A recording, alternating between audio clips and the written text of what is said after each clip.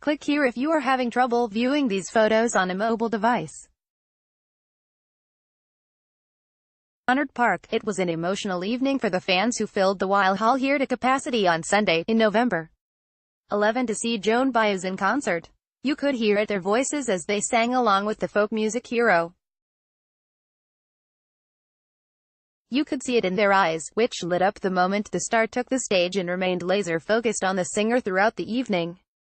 And you could definitely feel it in the air, as the fans showered this rock and roll Hall of Famer with the respect and adoration she has earned over a career that stretches some 60 years. Of course, this wasn't the first time that many of these longtime fans were seeing Baez in concert.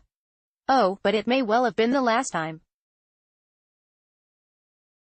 Yes, as hard as it is for some to believe, and even harder for some to accept, Joan Baez has announced her plans to retire from the road. So, what we were witnessing at the lovely Weil Hall, located at the Green Music Center at Sonoma State University, was part of the 77-year-old music legend's farewell tour.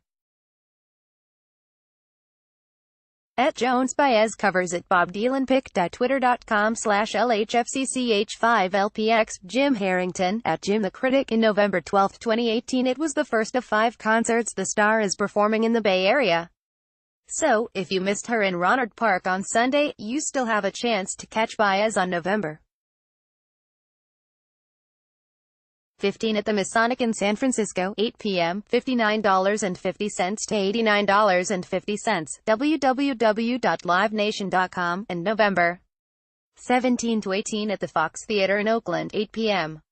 November 17th, 7:30 p.m. November 18th, $55 to $125.50, www.ticketmaster.com. Her November 14 show at Jackson Hall at Mondavi Center in Davis is listed as sold out, 8 p.m., www.mondaviarts.org. Baez, who says she may still perform occasionally after this trek ends, is one of many well-known artists who are retiring from the road.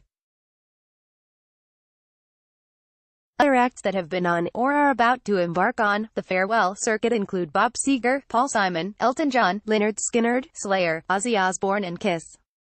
Baez's retirement, however, stings at least as bad as any of the others. Part of that has to do with her Northern California connection, since she has lived in Woodside for decades now. But more important, we desperately need Joan Baez in 2018.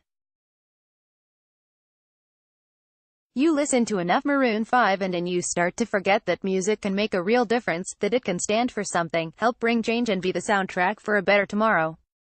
@Joan Baez covers at tomwaitspic.twitter.com/22skish. So, Jim Harrington, @Jim the Critic. In November 12, 2018 Baez stands as the very necessary reminder of all that.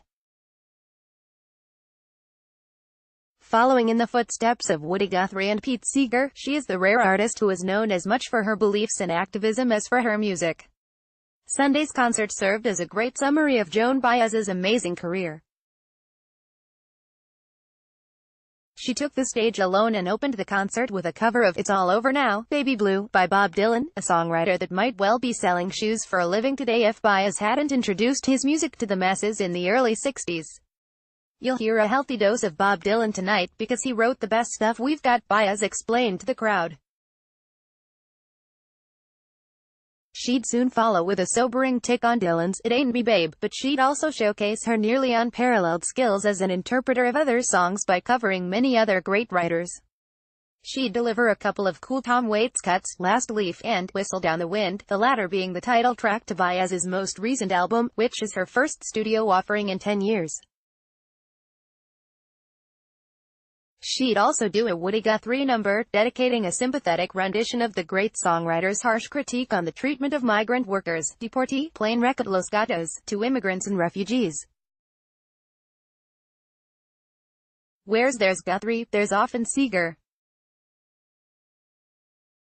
So, it didn't come as much of a shock when Baez later trotted out the Seeger favorite, Darling Corey, yet, the best cover of the night may well have been Baez's touching version of John Prine's Lonely, Hello in There, which further illustrated why Prine deserves to be inducted into the Rock and Roll Hall of Fame in 2019. At Joan Baez covers the great at John Prine Music pic.twitter.com/psmzjs6fto. Jim Harrington, at Jim the Critic. November 12, 2018. Baez finished up the main set with Gracias a la Vida, before joining arms with her bandmates at center stage. Less than Jimi Hendrix's combative take on The Star-Spangled Banner began playing over the sound system, leading the star and her crew to take a knee in front of the audience. It was a bold political, social statement, especially given that it came in the midst of Veterans Day weekend, but the fans seemed to approve, cheering even louder as Baez did her best Colin Kaepernick. Read our interview with Joan Baez here.